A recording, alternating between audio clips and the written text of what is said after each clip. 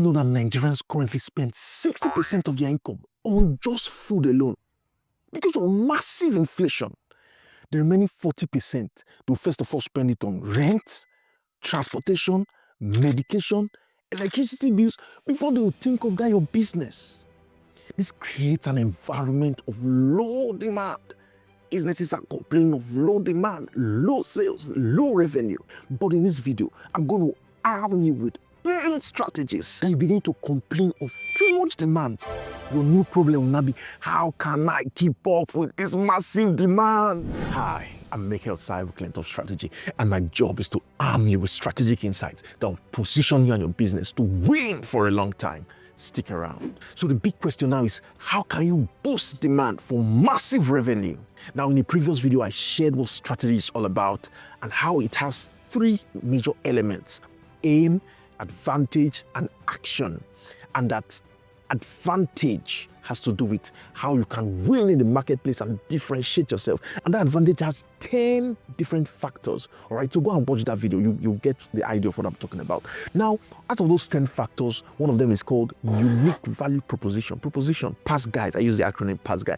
Unique value proposition. Another one there, innovative products and services. So there's a concept that you extract from two of those factors. It's called value innovation, and it's the secret behind the principles of boosting demand.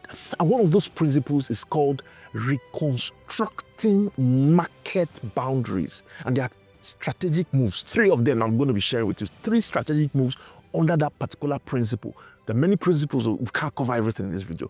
Reconstructing market boundaries. Now, what do we mean by that? Every industry has its market, and that market is defined, okay? That means you have, market has to do with customers. So it means you have a certain number of customers that is being served by that industry. That means industry is a group of companies that produce similar products for the same or similar customers, okay? So there's a boundary, set number, well-defined number of customers. Now you are reconstructing that boundary. You are expanding it. You are breaking the normal rules. You are breaking convention. You are thinking out of the box. That's why it's called value innovation. And now the first strategic principle I'm going to be giving you now is called looking across alternative industries. Looking across alternative industries. Now, substitute products are products that have similar form, the same function, but alternative products are products from two different industries.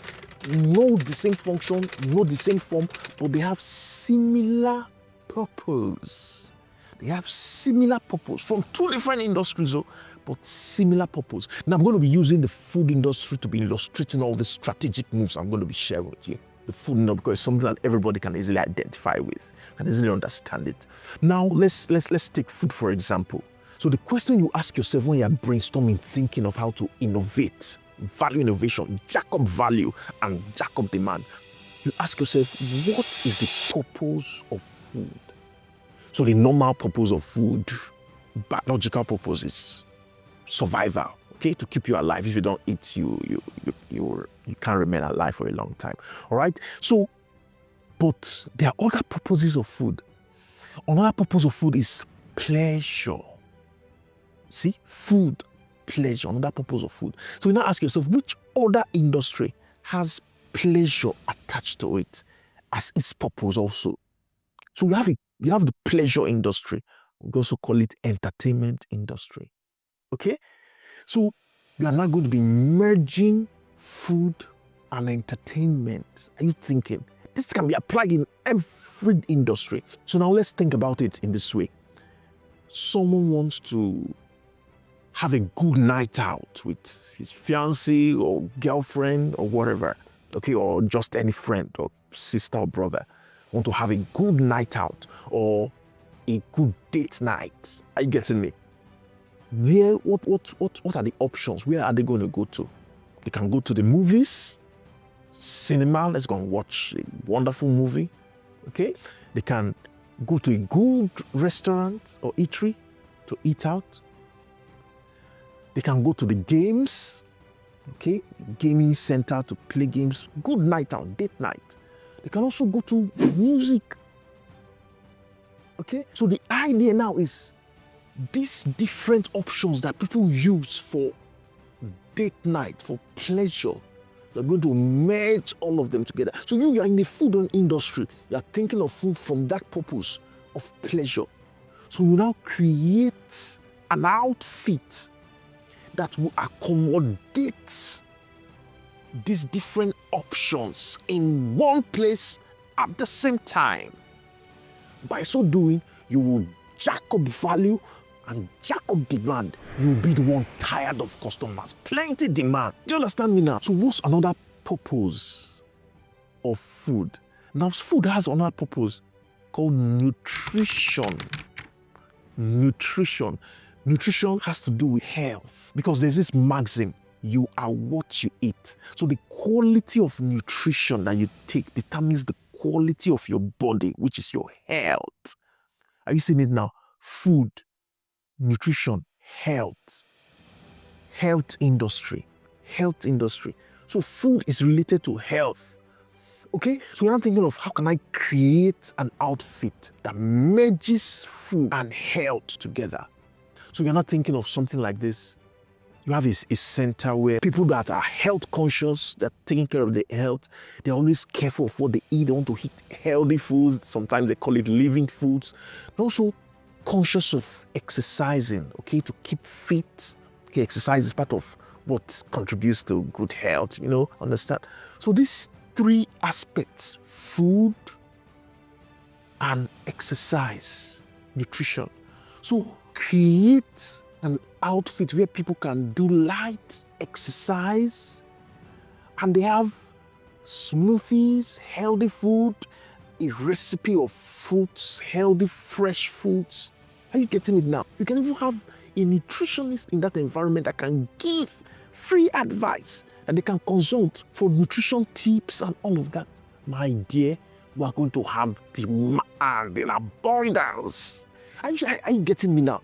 Value innovation, looking across alternative industry, food and health, food and pleasure. You merge all the offerings together in one place at the same time. You're going to be tired of demand. Are you getting me now? So the second strategic move is called looking across strategic groups. What are strategic groups? Strategic groups are groups within the same industry. The former one was looking across alternative industry. Now this is strategic group within the same industry. So strategic groups are differentiated based on price and performance. Okay, this dimension of price and performance. That means once price is jacked up, most times performance goes with it, okay? High price, high performance, higher standard and all of that. Then there are other groups that are lower price, lesser standard and quality, more affordability. Do you understand? So these two different groups, they are in the same industry, but they don't see themselves as competitors. Do you understand that? So different strategic groups don't see themselves as competitors, even if they're in the same industry. Now, so let's illustrate this with the food industry like you as usual. Now, you have the high-end fast food restaurants, okay? High-end fast food, big building, beautiful building, well-structured, nice environment, cozy environment, highly priced meals. You can spend 10, 20, 30,000 there just for one meal, okay? That's a strategic group. Now you have this roadside mama puts, or maybe bole, or in the southeast, abacha, roadside. No, everybody can come there and have a good meal of 2,000 naira, 1,500 safe. Do you understand? So these two different groups, though they're in the food industry, they sell food, but they don't see themselves as competitors. Are you getting me now? So the value innovation that I'm going to bring out from this is you identify the strengths of one group and their weaknesses. You identify the strengths and weaknesses of this other group, and then you extract and pick up the attractive features and the strengths of these two groups, merge it together, eliminate their weaknesses. Are you getting me? By so doing, you would have created a new market and new demand for yourself. Now let's illustrate this. Now think about an outfit, okay, that has good environment. That's the strength of the high-end strategic group. You have wonderful environment, cozy, well organized, well structured, clean and everything, with good chairs and table to sit down and all of that. Okay, but it's quite expensive, out of the reach of a lot of Nigerians, reach of a lot of people. Now, this other group, very affordable meals, good meals. Okay, something. Let's take bole and abacha. Let's use those examples. Okay, people like it a lot, but the problem is that the environment is not structured, dirty environment. Sometimes you can't even sit down. Lack of hygiene. You see flies here and there. That's the bad side, but affordability. So we now merge these two together. You see, how can I carry bole making or abacha making and put it in a kind of environment that looks like that high-end environment?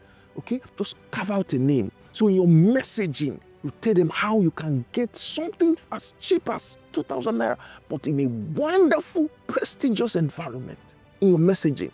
Do you understand? So to even take it a step further, you can have Wi-Fi, okay, with fast internet. So you have a sort of co-working space. Are you getting me now? So some people, the main reason they are coming there because there's fast internet and all of that, and there are chairs where you can sit down and just do quick work, good internet. Some people, that's the only reason that will bring them there. But as they are doing that free fast internet, they are ordering something, even if it's just a drink or just one bole, 1.5. You will never lack demand. You'll be the one tired of demand. People will be trooping there. I'm telling you. Do you understand? Looking across strategic groups, value innovation. You've innovated something different. Can brainstorm with your business consultants. Ideas, powerful ideas. Do you understand me now? Now, the next strategic move we're going to be talking about is called looking across the chain of buyers. Looking across the chain of buyers. Now, what do we mean by this? When it comes to making a buying decision, we have three types of people. You have the purchasers, you have the users, and you have the influencers. And these three people usually have different definitions of value. For example, in the health sector, the doctors are influencers. That's why pharmaceutical companies focus more on the doctors, because they are influencers. Their needs, what they want for their patients, what they want for the drug and everything, with the exclusion of the users. Okay? So when it comes to the users now, that's the patients. They have what matters more to them sometimes can be just ease of use of that health solution or whatever, that drug, however it's come, how it's delivered and everything, ease of use. But that one may not matter much to the influencer, but they are focusing only on that influencer, okay? So let's go back to the food industry. Now let's take, for example, children's snacks, okay? Now we prepare the snacks in a brightly colored, fun-looking packaging, sugary and all of that. That's what children like. Are you getting me? So you're focusing on the children alone, but the children are the users, but they are not the purchasers. The purchasers are their parents. Are you getting me now? So that buying decision is going to be made by the parent, and the parent usually will have different definition of value from the children. Okay, so why the children like sugary stuff and all of that, some parents that are kind of health conscious who prefer something like a sugar-free, allergen-free snacks. Are you getting me now? So it's different from what the children. So you are going to find a way to accommodate their definition of value, because they are the decision makers. They are the ones going to bring out money and pay for it. So you're going to think about them. I'm not just focusing on the children. So you can package and present your offering in a way that sometimes it accommodates the users primarily, or sometimes the purchasers primarily. Sometimes it's the influencers, or you can accommodate all of them all together. Okay, so you can have some offerings that are that are sugary, tasty, spicy, and all of that. And you can have another category of offering that is sugar-free, allergen-free, health conscious, and all those kind of things. Okay? By so doing, you will jack up your demand. I get me now. So stimulate your mind, how you see things, how you brainstorm. You can brainstorm with your business consultant, strategy consultant on how to package this offering, your messaging and everything, and put everything together and jack up demand. You'll be the one tired of demand.